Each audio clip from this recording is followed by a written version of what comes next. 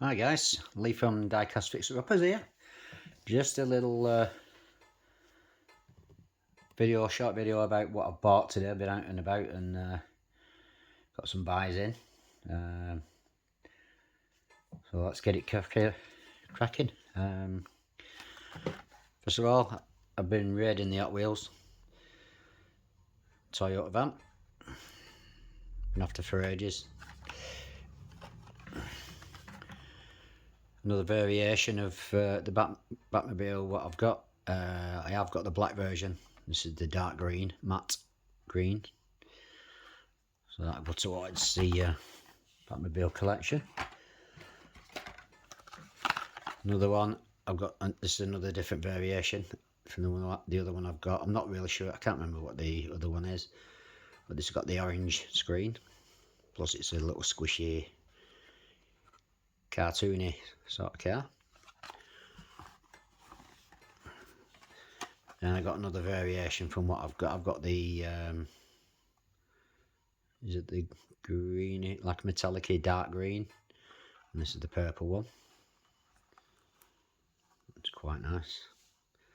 Again, to the Batmobile collection. Jeep Cherokee. These are only £1.50 now. Home bargains, B&M. Just a couple of shops that I went in. And a Land Cruiser. Not seen this, brilliant. And then I saw this one on Facebook on one of the Diecast pages, and not been able to find one, and this one was the only one, and I snatched it up, beating kids out of the way to the bemusement of the parents. I was shoving them out of the way so I could dive in and get things. But yeah, cracking little one that. Some of the bits and bobs. Some more tweezers and the like, and some little snips. The chap gave me a right funny look. I think he thought it was for himself. I was doing my own manicure business. Play-Doh. It's the cheap version, but it was only either £1 or £2 or something.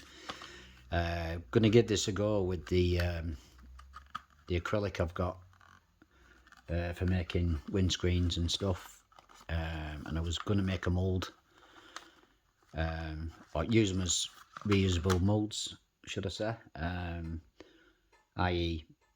if you've got something like, say for instance like a coin, you push your coin into it, pull your coin out, and you got an impression of the coin, put the acrylic in, put it in the UV lamp, and then hey, there you go.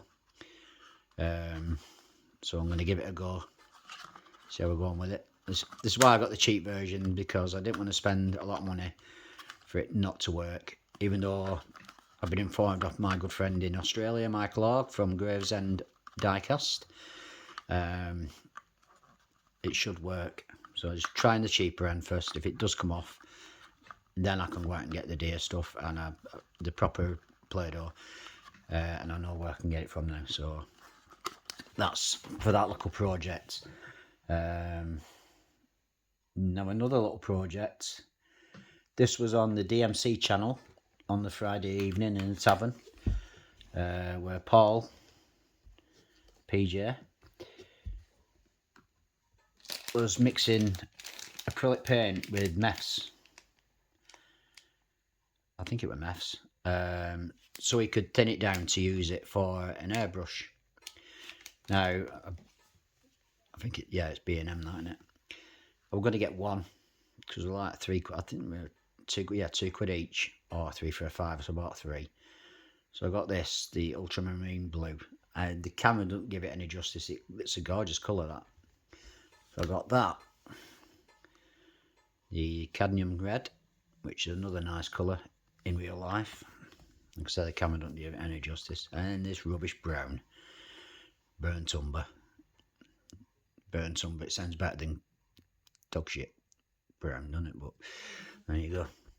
Then I got the pick some like travel bottles up, so I can use them as mixing pots, and then decant them into, or whatever I don't use, I can decant them into these other little travel pots with screw lids on them, and then I can save whatever's left over, or keep a little bit, and then I can when I mix up another batch, I've got near enough, damn it, the same colour as I had before.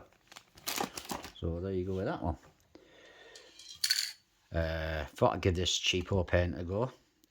Now I've tried the copper one before now on it was the Jag. What I did, I cut the roof off it and I did it gold, or copper colour, and it came out brilliant, shiny. So this is a chrome effect, and it's like a hobby, crafty sort of paint. Again, I think it was about £3.50. So I'm going to give this a go. The price is there actually, £3. So I'm going to give this a go, see how this goes. Local shop near me, so I can always get more if it works. Don't like spending a lot of money on my first rounds, but sometimes you have to break the bank and spend a lot more money. You're not going to get a good effect sometimes with cheap stuff, but yeah, let's have a go with this stuff. Bought myself another, I've got one already, I've got a big proper one, but this is a 2 foot measuring stick, so I'll treat myself to one of them.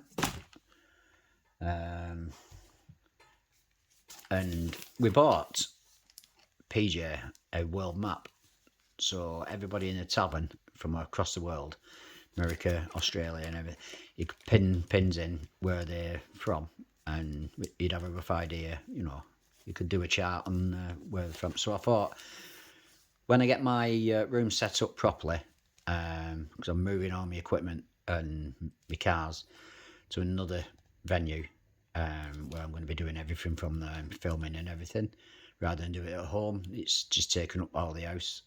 The wife's not pleased, so it needs to all go to another different location. So as soon as I move, this is going on the wall, and I'm going to do exactly the same as PJ. Not stick pins in literally people, but stick pins in the countries where everybody comes from, and I've got a rough idea. Well, obviously I know where they live then, and it gives you, it looks good. Cheap kids toy, £2. Bought this because it's roughly 12 scale. None of these have scales on them because they're just knocked up just for quickness. So I bought this. It's for my RC car. It's to go on the roof. I've already got a mountain bike, which is 1/12 scale, proper one, metal one. But I just thought, for a laugh, I just got this, so at least I've got roof rackers for my RC car as well, my Land Rover Defender. I shall be making a short video with that one very shortly. But yeah, that's my little haul for Sunday. So there you go. Well, I went out for a couple of bits and bobs like you do. Then obviously as soon as you get to the toy aisle, bang, you got to get there. You got to have a nosy. Even if it weren't for a vehicle, these are what I wanted.